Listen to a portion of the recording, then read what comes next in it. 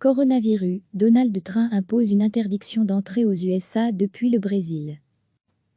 Sujet de notre JT sur la situation dramatique au Brésil, 23 mai. Le président américain Donald Trump a imposé une interdiction d'entrée aux USA depuis le Brésil à partir de dimanche.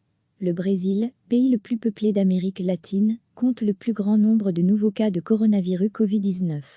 Il est le second pays qui dénombre le plus d'infections au monde, après les USA. La décision suspend toute entrée pour quiconque tentant de rejoindre les États-Unis après avoir séjourné au Brésil au cours des 14 jours précédents.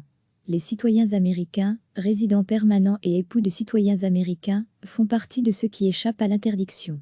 À lire aussi, notre dossier sur le coronavirus. Le conseiller à la sécurité nationale, Robert O'Brien, a indiqué espérer que la mesure serait temporaire, dans un commentaire formulé sur CBS. Mais en raison de la situation au Brésil, nous allons prendre toutes les mesures nécessaires pour protéger le peuple américain, a-t-il ajouté. Le président américain Donald Trump a imposé une interdiction d'entrée aux USA depuis le Brésil à partir de dimanche. Le Brésil, pays le plus peuplé d'Amérique latine, compte le plus grand nombre de nouveaux cas de coronavirus Covid-19. Il est le second pays qui dénombre le plus d'infections au monde, après les USA.